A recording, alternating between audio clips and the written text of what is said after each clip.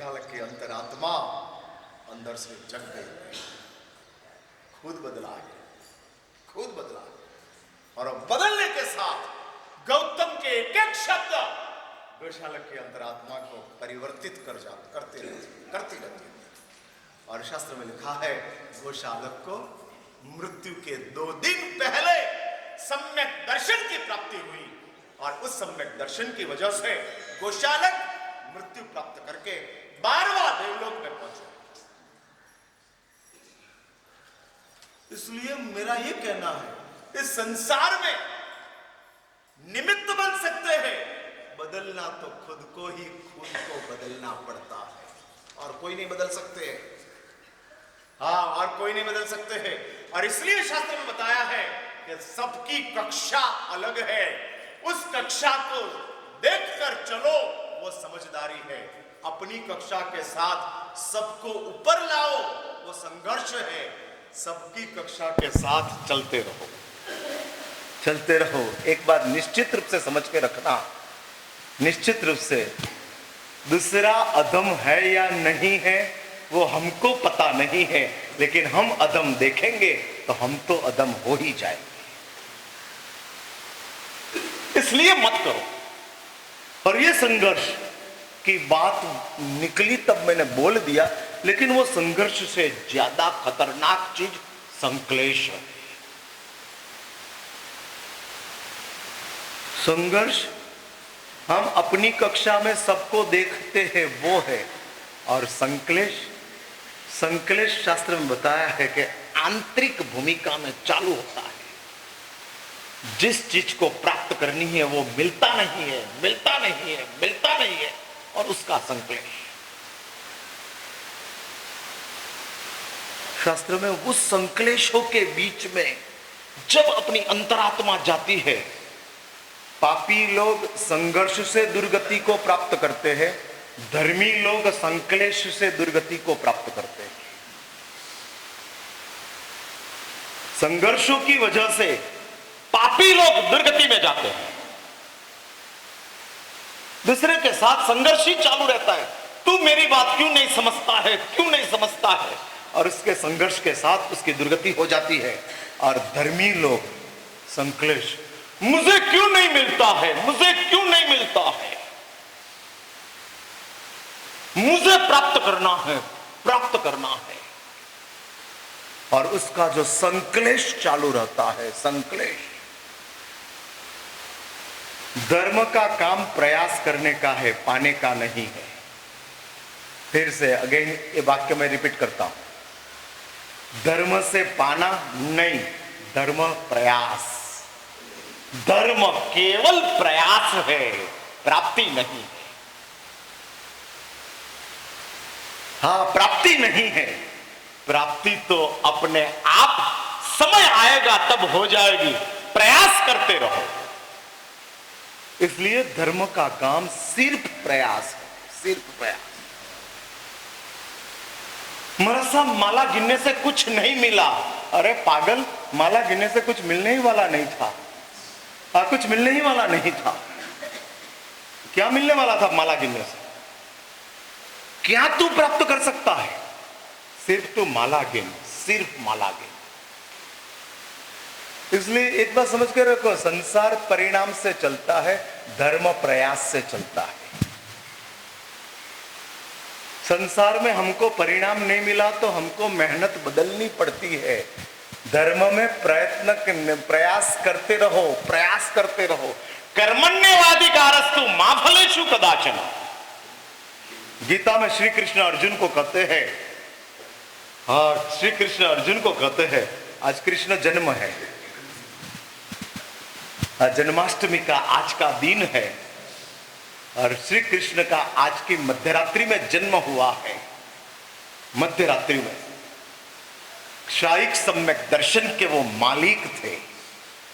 शायिक सम्यक दर्शन, शास्त्र में कहते हैं, वितरागता के साथ जैसा दर्शन होता है वैसा राग के साथ शायिक सम्यक दर्शन मिलने के साथ वो दर्शन प्राप्त होते हैं। बहुत ऊपर की भूमिका है शायिक सम्यक दर्शन।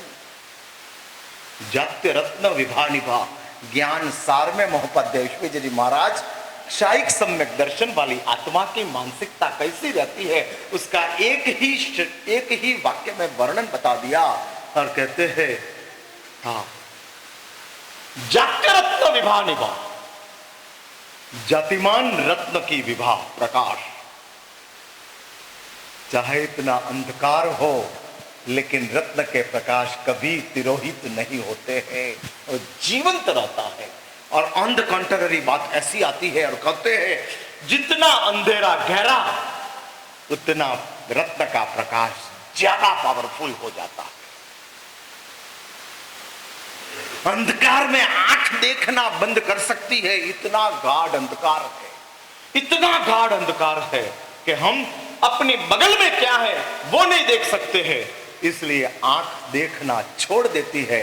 लेकिन अंधकार में रत्न का प्रकाश ज्यादा जाजरमान बन जाते हैं। वैसा शास्त्र में कहते हैं जितनी रिवर्स पोजीशन होती है उतना सम्यक दर्शन ज्यादा पावरफुल बनता है। उसका नाम क्षायिक सम्यक दर्शन, हाँ, स्वभाव का सम्यक दर्शन। और श्री कृष्ण के पास वो सम्यक दर्शन था। और इस श्री कृष्ण गीता में अर्जुन को समझा रहे हैं। हाँ, अर्जुन को समझाने के लिए ही गीता का सर्जन हुआ और गीता बनाई है। 700 श्लोक श्री कृष्ण ने कुरुक्षेत्र के मैदान में श्री अर्जुन को समझाने के लिए बनाया, जिसका नाम गीता डिक्लेयर हुआ। और वो गीता में श्री कृष्ण अर्जुन को कहते हैं, अर्जुन कर्मण्येवाधिकारस्तु मा फलेषु कदाचन। ये कुरुक्षेत्र का मैदान और कुरुक्षेत्र में कौरव पांडवों का युद्ध वो हकीकत में युद्ध नहीं है, वो धर्म युद्ध है। खुद के स्वार्थ के लिए झगड़ना वो युद्ध है, लेकिन जगत के हित के लिए झगड़ना वो धर्म युद्ध है। और अर्जुन धर्म युद्ध के लिए उतरता है और इसलिए श्री कृष्ण अर्जुन के रथ के सारथी बनकर आते हैं। अपनी आत्मा को प्राप्त करना वो भी एक धर्म युद्ध है और उसमें सारथी के रूप में सदगुरु आते हैं। हाँ, तेरी आत्मा के साथ तेरा संघर्ष चालू हो रहा है। तेरी आत्मा के एक साइड के ऊपर संस्कार है, दूसरी साइड के ऊपर तेरी खुद का स्वभाव है। संस्कार और स्वभाव, उसके बीच में तुझे संघर्ष में उतरना है। और तब शास्त्र में बताया है कि तेरे साथ सदगुरु आते हैं और तुझे विजय देते हैं। श्री कृष्ण अर्जुन को कहते हैं इस धर्म युद्ध में तू किसी का संहार नहीं करता है, केवल तेरा प्रयास है। इसलिए फिर से एक बात लिख के रखो, धर्म प्रयास है, धर्म परिणाम नहीं है। इसलिए मैं आप सबको आज नई एक सलाह देता हूं, परिणाम के लिए एक भी धर्म करना ही नहीं, एक भी धर्म। हम परिणाम के लिए धर्म शुरू करते हैं, इसके साथ धर्म को हम डिग्रेड करते हैं। डिग्रेड, हाँ, हम नीचे उतारते हैं, नीचे उतारते हैं। बेटा की सेवा मां करती है और बेटा की सेवा सिस्टर करती है, नर्स। उसमें कोई डिफरेंस?